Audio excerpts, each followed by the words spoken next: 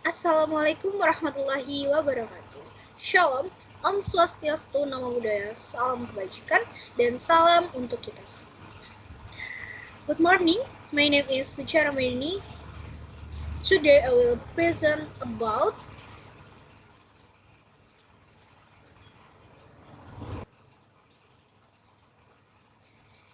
instrumen kebijakan moneter. Yang pertama itu ada pengertian.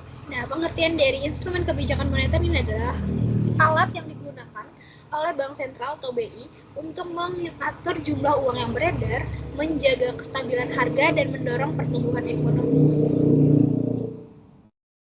Yang pertama itu ada tujuan untuk menjaga kestabilan harga, mendorong pertumbuhan ekonomi, misalnya seperti menciptakan lapangan kerja, menjaga nilai tukar rupiah, dan menyeimbangkan neraca pembayaran.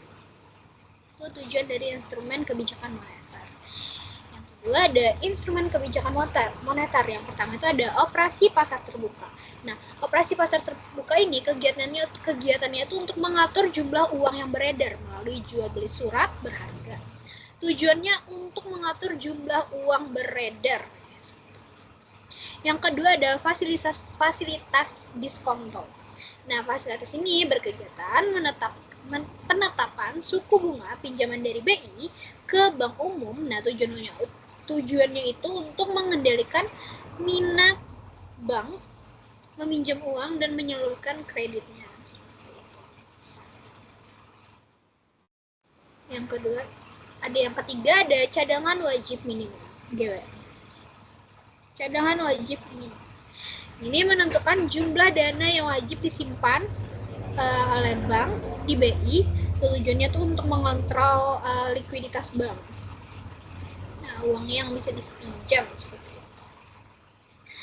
Yang keempat ada himbauan moral. Jadi itu ajakan atau permintaan formal dari BI kepada bank lain. Nah, itu tuh tanpa paksaan atau aturan dari hukum seperti itu. Tujuannya untuk agar bank ikut membantu mencapai tujuan ekonomi nasional seperti pertumbuhan ekonomi atau pengendalian inflasi dan menggunakan aturan resmi. Contohnya ada penurunan suku bunga acuan atau BI rate. Itu contohnya pada Mei 2025, Bank Indonesia menurunkan BI rate dari 5,75% itu menjadi 5,50%. Tujuannya ya untuk mendorong pertumbuhan ekonomi dan kredit karena inflasi masih terkendali. Yang kedua itu ada inflasi. Nah, pengertian dari inflasi ini sendiri itu tuh adalah kenaikan harga barang dan jasa secara umum terus-menerus dalam satu periode waktu. Jika hanya satu atau dua harga itu naik, itu belum tentu disebut dengan inflasi. Harus menyeluruh dan berlangsung terus-menerus terulang-ulang. Nah, jenis-jenisnya itu ada inflasi ringan, itu tuh kurang dari 10% per tahun, harga naik pelan-pelan, itu tuh masih terkendali. Kalau inflasi sedang 10% sampai 30% per tahun, itu tuh mulai terasa dampaknya, tapi belum terlalu mengganggu ekonomi di Indonesia. Yang ketiga ada inflasi berat, itu tuh dari 30% sampai 100% per tahunnya. Per tahun. Harga naik itu tuh sangat cepat, daya beli masyarakat tuh menurun drastis karena kenaikan harga barang tersebut. Yang ketiga ada hiperinflasi. Itu tuh lebih dari 100% per tahun. Nah, harga itu tuh melonjak luar biasa cepat. Pasti orang-orang tuh nggak bakal beli, mungkin bisa beli kayak kebutuhan seperti beras, BBM. Tapi kalau misalnya kayak yang sekiranya memang nggak penting-penting banget, itu mungkin saja nggak dibeli oleh masyarakat. Yang kedua ada jenis penyebabnya. Yang pertama itu ada demandful inflation. Nah, itu permintaan lebih dari penawaran. Inflasi itu karena banyaknya permintaan barang ataupun jasa.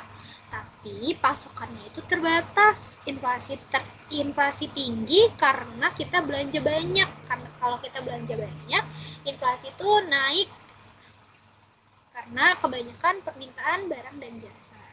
Pasokan itu terbatas. Yang kedua ada cost push inflation. Nah, itu kenaikan biaya produksi inflasi karena harga bahan baku atau upah itu naik sehingga harga jual juga naik. Kayak kenaikan biaya produksi inflasi karena harga dan bahan baku. Jadi harga dan bahan baku itu naik, upah naik, sehingga harga jual itu juga akan naik. Ada pengukuran inflasi. Nah, indeks harga konsumen atau IHK. Itu rumus IHK itu inflasi. IHK, indeks harga konsumen bulan ini, dikurang sama bulan sebelumnya, dibagi bulan sebelumnya, bisa dikali 100%. Ini nih bertujuan untuk menghitung selisih harga dari tahun ke tahun atau bulan ke bulan. Kalau harga barang-barang di dalam tong itu naik secara keseluruhan, maka itulah yang disebut sebagai inflasi. Contoh yang ada di dalam tong itu ada beras, minyak goreng, ikan asin, dan lain-lain, telur gitu, dan lain. Kalau itu naik, nah jadi kalau itu naik, harga barang dalam tong yang ada saya sebutkan tadi itu juga akan naik keseluruhannya. Ada dampak inflasi. Yang pertama itu positifnya dulu deh. Positifnya itu mendorong konsumsi dan investasi jangka pendek. Nah, terus juga mengurangi beban utang. Seperti itu, beban utang pemerintah. Yang ketiga ada menunjukkan ekonomi masih aktif atau bergerak.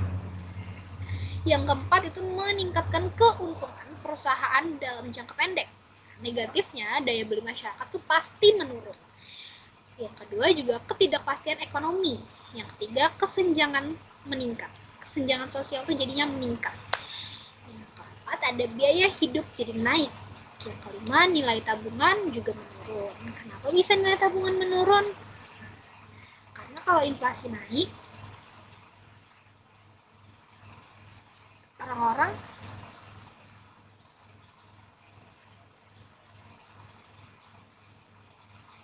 jadi banyak keluar duit. Ada juga yang tetap menabung, tapi ada juga yang keluar duitnya tuh untuk apa? Untuk beli bahan-bahan baku yang melonjak naiknya.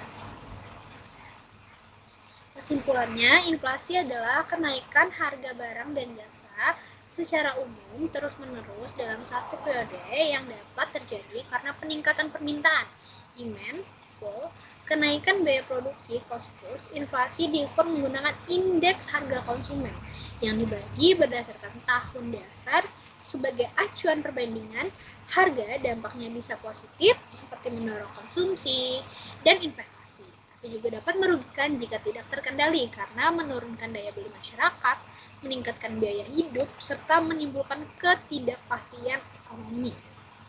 Nah, oleh karena itu, pengendalian inflasi sangat penting untuk menjaga kestabilan ekonomi dan kesejahteraan masyarakat. Baik, kita lanjut ke slide PPT berikutnya. Sekarang kita masuk di teori Phillips Curve. Nah, apa sih teori Phillips Curve ini? Nah, pada tahun 1958, seorang ekonom bernama A.W. Phillips itu tuh menulis artikel terkenal, singkatnya teori ini menjelaskan bahwa ada hubungan terbalik antara inflasi dan pengangguran dan bisa digunakan untuk memahami kondisi ekonomi suatu negara. Jelasnya, inflasi dan pengangguran itu adalah inflasi. Inflasi itu adalah kenaikan harga-harga barang secara terus-menerus.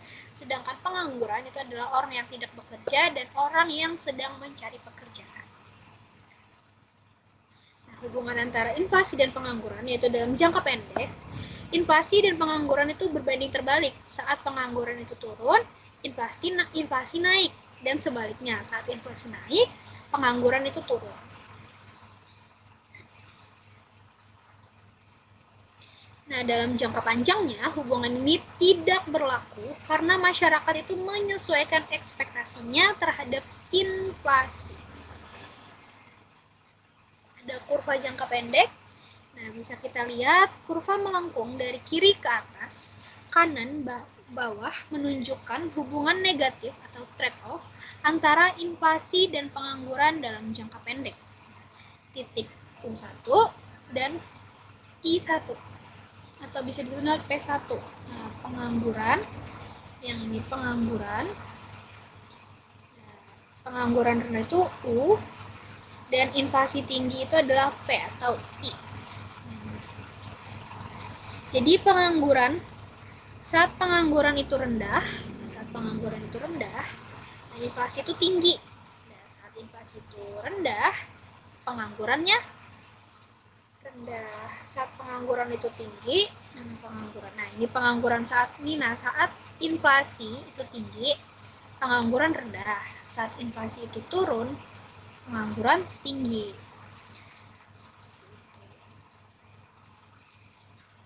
Ini adalah kurva jangka pendeknya. Namun, ada kurva jangka panjangnya yang berbentuk tegak lurus. Yang tegak lurus seperti itu dinamakan Nairo. Jadi, kurva Phillips jangka panjang itu tuh berbentuk vertikal, menunjukkan bahwa tidak ada hubungan jangka panjang antara inflasi dan pengangguran. Artinya, pemerintah tidak bisa menurunkan pengangguran secara permanen dengan menaikkan inflasi. Pengangguran akan tetap kembali ke tingkat alaminya atau disebut dengan Nairo. Apa sih itu Nairo? Nairo itu adalah singkatan dari non-accelerating inflation rate of unemployment. Nairo itu adalah tingkat pengangguran di mana inflasi tetap stabil, tidak naik, tidak turun. Jika pengangguran berada di bawah, Nairo inflasi cenderung meningkat karena permintaan upah itu naik. Sebaliknya, jika pengangguran di atas Nairo, inflasi itu bisa melambat. Nairo itu dianggap sebagai batas alami yang digunakan dalam kebijakan ekonomi untuk menjaga keseimbangan antara pertumbuhan dan stabilitas harga.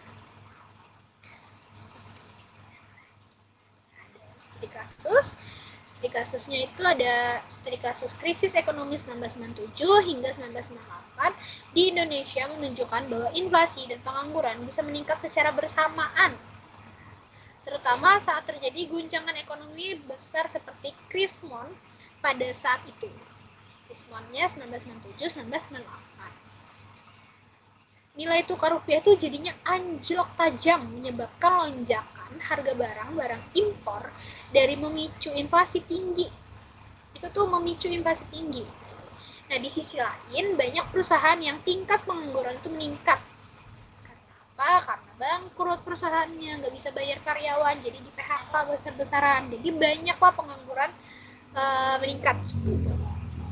Situasi ini disebut dengan stagflasi dan tidak sesuai dengan teori Phillips jangka pendek yang menyatakan bahwa inflasi dan pengangguran itu berhubungan terbalik. Kasus ini menegaskan bahwa hubungan antara inflasi dan pengangguran itu tidak selalu konsisten, terutama ketika dipengaruhi oleh faktor eksternal dan ekstrim seperti pada krisis Krismon 1997 hingga 1998 di Indonesia. Ada implikasi kebijakan dari hubungan inflasi dan pengangguran. Pertama, pemerintah dan bank sentral itu harus menyeimbangkan antara menekan inflasi dan mengurangi pengangguran, karena keduanya sering kali bertentangan dalam jangka pendek. Jika pemerintah itu tuh mendorong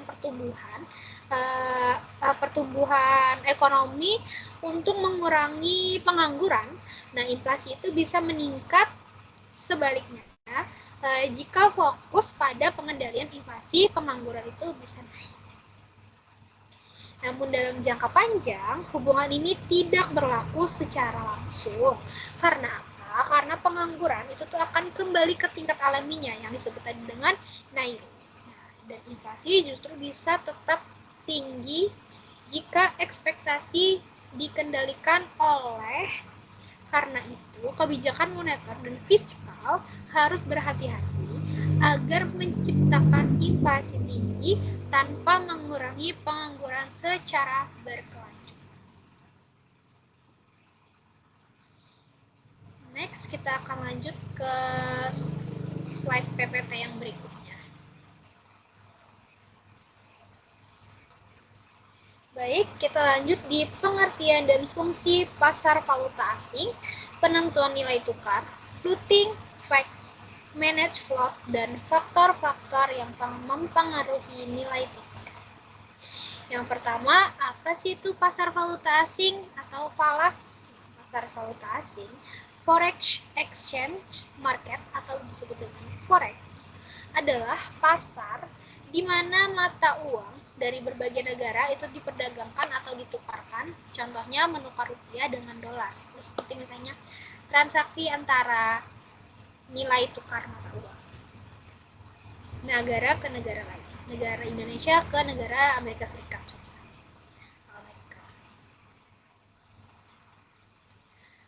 Fungsi pasar valuta asing yang pertama itu sebagai penukaran mata uang asing. Nah, perusahaan Indonesia itu tuh mengimpor mesin dari Amerika. Perusahaan tersebut harus menukar rupiah ke US dollar melalui pasar falas. Misalnya kayak ini nih. Perusahaan Indonesia itu tuh mau membeli mesin dari Amerika. Nah, jadi perusahaan Indonesia tadi itu tuh harus menukar rupiahnya ke dolar. Yang kedua, mempermudah perdagangan internasional. Nah, dengan adanya pasar falas, eksportir dan importir itu tuh bisa lebih mudah bertransaksi antara negara dengan berbagai mata uang. Kenapa sih bisa disebut dengan mempermudah? Ya karena itu tadi, adanya pasar valuta asing ini, itu tuh mempermudah negara A ke negara B untuk menukar mata uang. Yang ketiga itu sebagai tempat lindung nilai atau hedging. Itu di pasar falas adalah cara perusahaan atau investor mengunci nilai tukar agar tidak terdampak negatif oleh fluktuasi mata uang ini, membantu menjaga kepastian biaya dan keuntungan dalam transaksi internasional. Contohnya itu seperti ini. Contohnya perusahaan Indonesia itu tuh ingin membeli mesin ke negara Amerika Serikat. Contohnya pakai rupiah ke dolar udang berarti otomatis. Jadi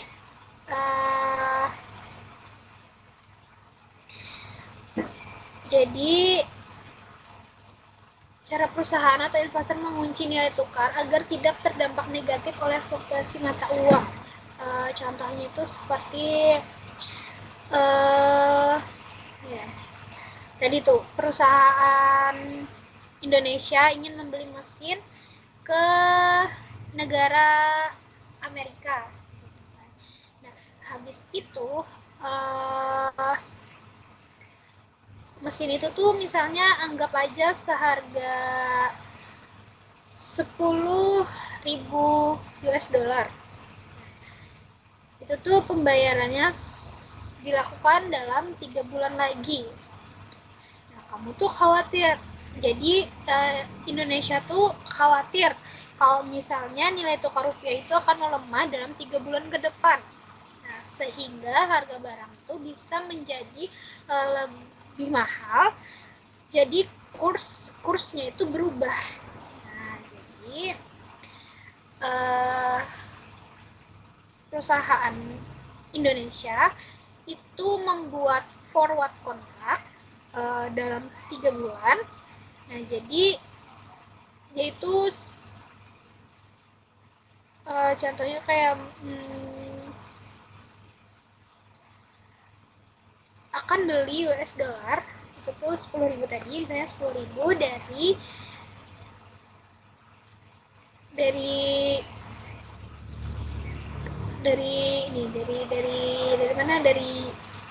bank. Nah, itu dengan kurs tetap 15.000 per dolar. Jadi berapapun kurs di 3 bulan ke depan itu tuh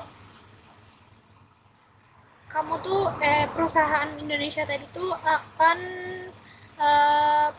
bayar sesuai harga yang dikunci, harga yang di tanda tangan kontrak itu, forward kontrak. Yang keempat ada menentukan nilai tukar mata uang asing. Menentukan nilai tukar mata uang asing ini, nilai tukar seperti kurs adalah harga dari satu mata uang jika ditukar dengan mata uang lain. Ada penentuan nilai tukar. Ada floating action rate. Nah, itu tuh nilai tukar ditentukan oleh mekanisme pasar, yaitu permintaan dan penawaran mata uang asing. Jika permintaan itu tinggi, nilai tukar itu naik. Nah, jika rendah, nilainya itu turun. Pemerintah tidak campur tangan langsung. Sistem ini umum digunakan oleh negara dengan pasar keuangan. Keuangan digunakan oleh negara dengan pasar keuangan yang stabil, seperti Amerika Serikat dan zona euro, di mana nilai tukar itu berubah-ubah sesuai kondisi pasar global, perdagangan, dan sentimen investor. Yang kedua itu ada fixed action rate, itu tuh kayak tetap. Kebalikan dari sistem mengambang tadi yang di atas, pemerintah atau bank sentral secara aktif menjaga nilai tukar pada tingkat tertentu terhadap mata uang asing, misalnya dolar Amerika Serikat tadi. Untuk itu, mereka harus memiliki cadangan devisa besar agar dapat melakukan intervensi saat ada tekanan pasar. Sistem ini menuntut kedisiplinan dalam kebijakan ekonomi dan moneter, gunanya tuh untuk menjaga kestabilan nilai tukar dan mencegah krisis. Ada manage float, yaitu memberikan nilai tukar mengikuti mekanisme pasar, namun pemerintah atau bank sentral dapat intervensi jika terjadi fluktuasi. Nah, ekstrim yang mengancam stabilitas ekonomi, intervensi dilakukan dengan membeli ataupun menjual mata uang asing atau lewat kebijakan moneter. Sistem ini fleksibel, menggabungkan kebebasan pasar dan kontrol pemerintah. Banyak negara berkembang seperti Indonesia. Page yang keempat, negara mengikat nilai tukarnya ke mata uang kuat seperti dolar.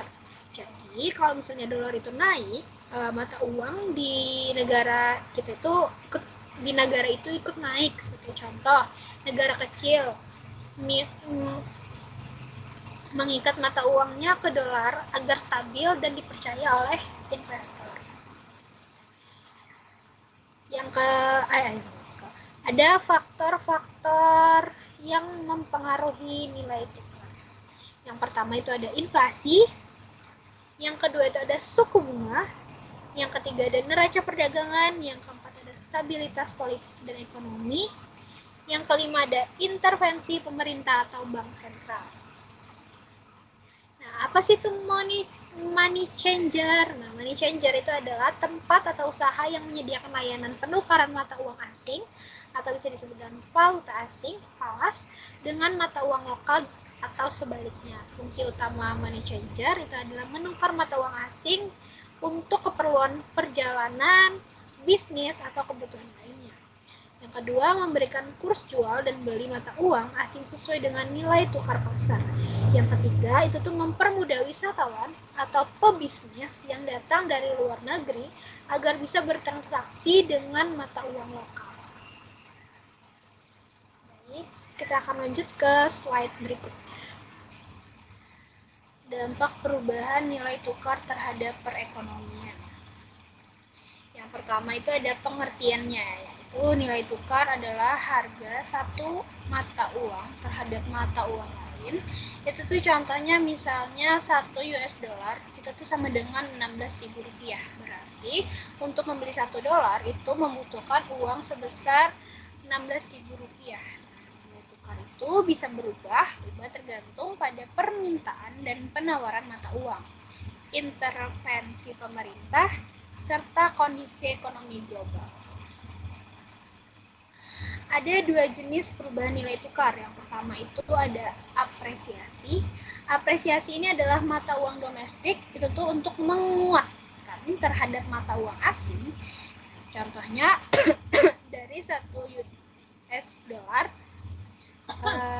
Rp 16.000 itu menjadi 1 US dollar itu tuh menjadi 15.000 rupiah.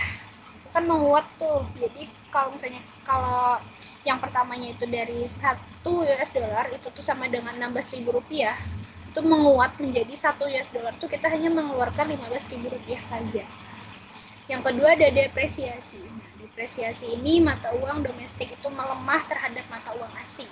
Contoh yang tadi 1 dolarnya 15.000 rupiah itu menjadi 1 dolarnya 16.500 rupiah. 16.500 rupiah.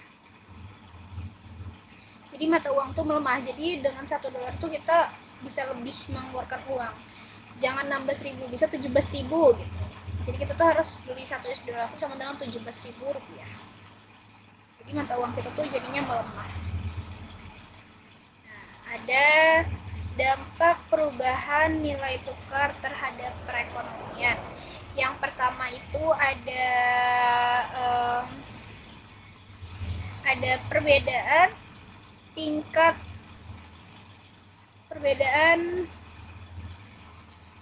tingkat inflasi antar negara. Yang kedua itu ada perbedaan suku bunga.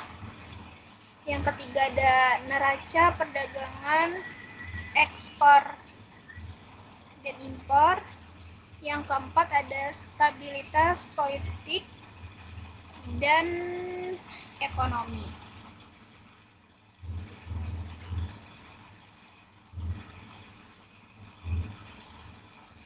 Nah, yang pertama itu perbedaan tingkat inflasi antar negara. Nah, itu tuh misalnya seperti jika inflasi di suatu negara itu lebih tinggi dibandingkan negara lain mata uangnya. Nah, itu cenderung melemah. Contoh, jika Indonesia itu tuh mengalami inflasi tinggi, harga barang itu kan naik cepat nih karena inflasi. Nah, sementara Amerika Serikat itu tuh inflasinya tuh rendah, maka nilai rupiah itu cenderung melemah terhadap dolar Amerika Serikat. Yang kedua itu ada perbedaan suku bunga. Nah, perbedaan suku bunga ini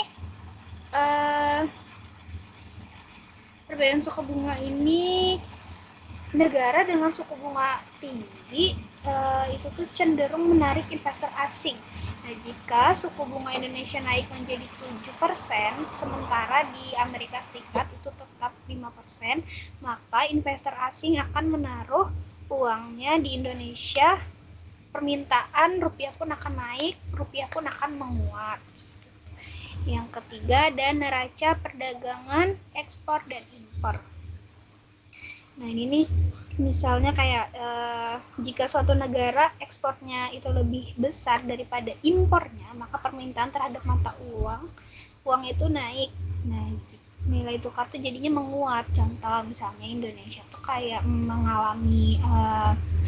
mengalami surplus perdagangan karena ekspor sawit dan batu bara itu tuh meningkat. Nah, permintaan terhadap rupiah itu naik, rupiah pun juga menguat. Juga ada stabilitas politik dan ekonomi. Itu contohnya kayak di negara yang stabil secara politik dan ekonomi itu akan lebih dipercaya oleh investor. Jika terjadi demo besar ataupun konflik politik di suatu negara, maka investor akan keluar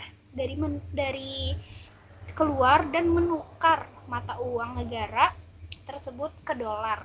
Jadi nilai mata uang itu akan melemah. Yang ada intervensi bank sentral. Nah, intervensi bank sentral ini, bank sentral itu bisa menjual atau membeli mata uang asing untuk menjaga nilai tukar tetap stabil. Contoh, ketika rupiah itu melemah drastis, Bank Indonesia menjual dolar dan membeli rupiah untuk mendorong nilai tukar kembali. Jadi kalau misalnya nilai tukar rupiah itu melemah drastis, Bank Indonesia itu maka akan menjual dolarnya dan membeli rupiah untuk mendorong. Yang ketiga, yang terakhir ada arus kas modal masuk dan keluar. Itu seperti jika banyak investor asing masuk, maka permintaan terhadap mata uang lokal naik. Nah, nilai tukar itu akan menguat.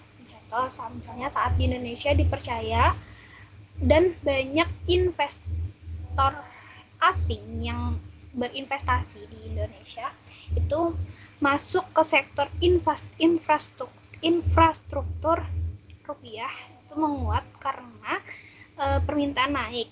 Nah, sebaliknya jika investor itu banyak menarik dananya, rupiah itu akan melemah. Jadi kalau misalnya investor itu banyak investor itu percaya dengan Indonesia, maka rupiah itu akan menguat. Tapi kalau misalnya investor itu banyak menarik dananya dari Indonesia, maka rupiah itu juga akan melemah. Nah, ada intervensi dari pemerintah, yaitu memberi insentif pajak atau pengangguran atau pembebasan pajak agar investor asing itu tertarik. Nah, dengan menanamkan modalnya di Indonesia. Nah, jika banyak investasi asing masuk, itu tuh mereka tuh butuh menukar dolar ke rupiah untuk biaya operasional. Permintaan rupiah tuh juga akan naik. Jadi rupiah tuh menguat. Yang kedua ada pemerintahan membuat kampanye Wonderful. Indonesia itu memperbaiki bandara dan mempermudah visa wisatawan asing. Nah, wisatawan asing datang dan menukar uang mereka ke rupiah sehingga dolar masuk dan nilai rupiah pun akan menguat. Menguatnya karena apa ya? Karena wisatawan asing tadi masuk ke Indonesia menukar uang mereka tuh ke rupiah. Jadi mata uang sehingga nilai tukar rupiah itu jadi lebih kuat. Oke. Ada pula jenis-jenis krisis keuangan, penyebab krisis keuangan terhadap perekonomian. Yang pertama itu pengertian dari krisis keuangan. Nah, krisis keuangan ini apa sih? Krisis keuangan itu tuh adalah kondisi terganggunya sistem keuangan secara luas yang ditandai dengan jatuhnya nilai aset, kegagalan lembaga keuangan, serta gejolak nilai tukar dan pasar modal yang pada akhirnya menghambat aktivitas ekonomi. Ada jenis krisis keuangan. Yang pertama itu krisis nilai tukar, habis itu krisis hutang, krisis perbankan, krisis ekonomi, dan krisis kepercayaan dan politik. Nah, ada penyebab krisis keuangan terhadap perekonomian. Yang pertama itu nilai tukar tuh jadi anjlok. Nah, mata uang itu melemah drastis terhadap mata uang asing. Rupiah terhadap dolar Amerika Serikat. Yang kedua ada utang luar negeri berlebihan. Nah, ketergantungan pada pinjaman dolar atau valuta asing membuat negara rentan saat nilai tukar itu berubah. Jadi kalau misalnya ketergantungan pada pinjaman dolar ataupun valuta asing itu tuh membuat negara rentan, membuat negara Indonesia itu jadi rentan saat nilai tukar itu berubah. Yang ketiga itu ada ketidakstabilan politik. Nah, investor menarik modal, kepercayaan pun hilang. Nah, jadi kalau misalnya ketidakpastian politik ini, investor tuh banyak menarik modalnya karena kepercayaannya tuh hilang di negara kita seperti itu. Adapun dampak krisis keuangan, yang pertama itu ada inflasi sangat tinggi. Nah, habis itu yang kedua ada kebangkrutan perusahaan. Yang ketiga ada cadangan devisa tuh jadi menipis. Yang keempat kerusuhan sosial. Yang kelima krisis politik jatuhnya Soeharto. Yang keenam krisis perbankan, dan yang ketujuh PHK dan pengangguran massal. Sebenarnya dampak krisis keuangan ini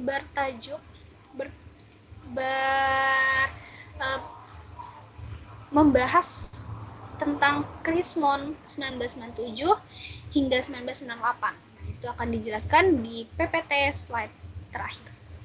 Jadi dampak krisis yang ada di krisis moneter 1997-1998 itu tuh ada inflasi sangat tinggi pada saat itu, kebangkrutan perusahaan di mana-mana, cadangan devisa tuh jadi menipis, kerusuhan juga di mana-mana pada saat itu. Terus jatuhnya Soeharto, habis itu krisisnya perbankan, terus PHK dan pengangguran massal. Intinya pada saat itu Indonesia tuh tampak sangat hancur pada tahun 1997 hingga 1998.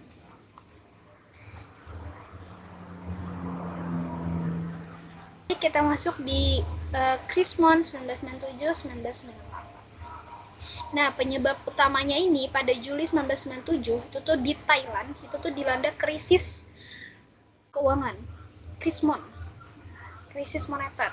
Mata uang baht itu tiba-tiba anjlok. Sebelumnya, selama 25 tahun, Thailand itu mematok mata uang sebesar 25 baht per dolar Amerika Serikatnya. Memasuki 1996, defisit neraca berjalan Thailand pun meroket. Baht dinilai sudah overvalued. Pemerintah Thailand pun melakukan devaluasi baht pada 2 Juli 1997. Pemerintah Thailand itu berupaya mempertahankan pematokan mata uang dengan melakukan intervensi membeli baht. Thailand kemudian menurunkan pematokan mata uang dan mengenalkan sistem mengambang. Baht langsung anjlok terhadap dolar sehingga pada krisis yang dilanda oleh Thailand ini itu tuh merambat ke Asia termasuk Indonesia. Sebelum krisis nilai tukar rupiah itu dijagain sama pemerintah lewat bank sentral atau BI, istilah fixed action rate. Mekanisme menjaga nilai tukar rupiah terhadap mata uang asing ataupun dolar Amerika Serikat agar tetap stabil.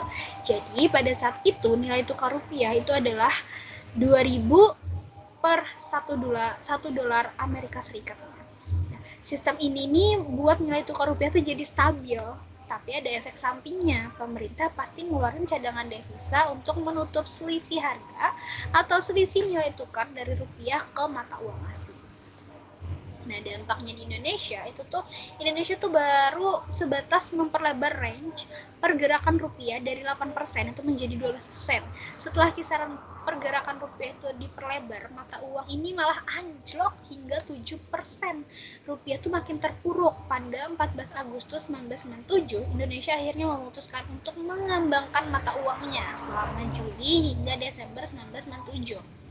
Nah, rupiah mengalami depresiasi yang sangat besar berdasarkan kajian Bank Dunia bertajuk Indonesia in Crisis, a Macroeconomic Update yang diterbitkan pada Juli 1998. Nilai rupiah terhadap dolar AS merosot 10,7% pada Juli, 25,7% pada Agustus, 39,8% pada September, 55,6% pada Oktober dan November, serta 109,6% pada Desember. Penyebabnya itu pelemahan rupiah pada awalnya itu terjadi setelah para investor itu menarik dananya dari Indonesia. Nah, kondisi ini diperparah karena banyak sekali perusahaan meminjam dalam bentuk valuta asing. Dalam kondisi rupiah yang jatuh terhadap dolar, nah, porsi utang mereka tuh langsung membengkak. Korporasi mulai berburu dolar untuk mengantisipasi utang-utang yang jatuh tempo dilantaran kebanyakan utang korporasi berjangka pendek. Nah, saat rupiah itu diambang di atas dolar, perburuan dolar semakin hebat. Situasinya pasokan dolar menipis sementara permintaan itu melonjak. Ada penyebabnya, yang pertama itu rupiah anjlok, utang luar negeri itu membengkak, sistem perbankan itu lemah, krisis kepercayaannya juga ada pada saat itu. Nah, Bank Indonesia dan pemerintah itu tuh memperketat kebijakan moneter dan fiskal untuk mengatasi kondisi tersebut. Yang pertama, dari sisi moneter, suku bunga SBI dinaikkan dari 11,625% menjadi 30%, gebrakan Sumarlin, yang dilakukan untuk mencegah efek devaluasi pada 1987. Diulang, BUMN besar diminta untuk membeli surat berharga SBI. Dari sisi fiskal, pemerintahan mengatur ulang APBN dan menunda proyek-proyek raksasa yang menyerap dana cukup besar. Menurut Budino, total nilai proyek yang ditunda mencapai 13 miliar dolar Amerika Serikat.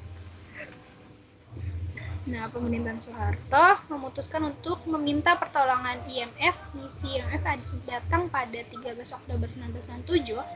Pada tahap pertama, IMF itu mencairkan 3 miliar dolar AS. Untuk pencairan dana tersebut, Indonesia harus menyepakati letter of intent LOI yang isinya ramuan resep dari IMF. Gunanya membantu memulihkan ekonomi Indonesia, ramuan itu. Nah, pada LOI pertama, salah satunya poinnya adalah pemerintah harus menutup 16 bank yang sedang sakit sebagai upaya membenahi sektor perbankan. Nah, ramuan resep ini ya termasuk ini tadi, pemerintah harus menutup 16 bank yang sedang sakit. Artinya harus menyepakati LOI. Nah, ramuan resepnya itu ada, yang pertama tadi ada pemerintah harus menutup 16 bank. Yang kedua,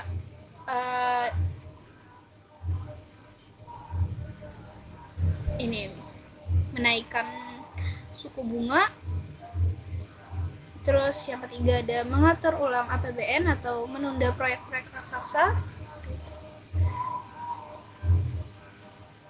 Nah, jadi pada saat itu pemerintahan Soeharto pada 9 Desember 1997 pelemahan rupiah semakin dalam saat kabar Presiden Soeharto membatalkan kunjungan ke Kuala Lumpur memunculkan rumor tentang masalah kesehatannya, ketidakpastian politik, serta krisis kepercayaan pasar. Pada Januari 1998, rupiah anjlok dari Rp4.850 menjadi Rp13.600 per dolar AS-nya. Bahkan sempat menyentuh hampir 17.000. Pemerintah tuh mencoba meredam krisis dengan mengumumkan restrukturisasi perbankan dan utang swasta. Kesepakatan Letter of Intent LOI ketiga dengan IMF pada April 1998 itu sempat meningkatkan kepercayaan. Namun situasi politik memburuk dari kerusuhan Mei 1998 itu menyebabkan Soeharto turun, membuat rupiah kembali kolaps hingga menyentuh 16.000 per dolar Amerika Serikat pada Juni 1998. Nah, faktor eksternalnya yaitu ada krisis keuangan di Thailand Juli 1997, penarikan dana besar-besaran oleh investor asing, tekanan pasar falas dan spekulan, naiknya suku bunga global dan penguatan dolar Amerika Serikat, keterkaitan ekonomi Asia, contagion effect. Nah, ada keterkaitan ekonomi Asia seperti itu. Faktor internalnya ada utang swasta yang tinggi dalam valuta asing. Yang kedua ada ketergantungan pada utang jangka pendek. Yang ketiga ada sistem perbankan yang lemah dan tidak transparan. Yang keempat ada krisis kepercayaan terhadap pemerintah dan lembaga keuangan. Yang kelima ada korupsi dan KKN. Apa itu KKN? Korupsi, kolusi, nepotisme. Yang keenam ada kebijakan ekonomi yang kurang cepat dan tidak efektif. Nah, apa sih tindakan pemerintah? Yaitu menjaga independensi Bank Indonesia sebagai bank sentral di negara kita untuk menjaga kondisi moneter di Indonesia. Selain itu juga ada beberapa langkah yang dilakukan. Membenahi sistem perbankan di Indonesia dengan membentuk Badan Penyihatan Perbankan Nasional BPPN. Yang kedua, melikuidasi perbankan bermasalah.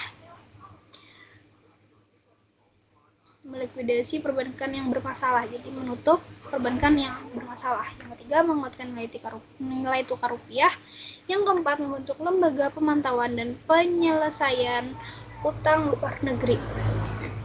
Nah, Indonesia pun membaik. Untuk mengatasi krisis ini, Indonesia menerima bantuan sebesar 43 miliar dolar Amerika Serikat dari IMF, Bank Dunia, dan ADB dengan syarat menjalankan reformasi ekonomi termasuk penutupan bank bermasalah dan restrukturisasi utang. Meski awalnya menimbulkan gejolak, kebijakan ini mulai memulih kepercayaan. Setelah Soeharto turun, pemerintahan B.J. Habibie melanjutkan reformasi politik dan ekonomi sehingga kondisi perlahan membaik dan rupiah mulai stabil saat pemerintahan di tangan B.J. Habibie. Baik, sekian presentasi atau pemaparan materi dari saya. Wassalamualaikum warahmatullahi wabarakatuh. Thank you.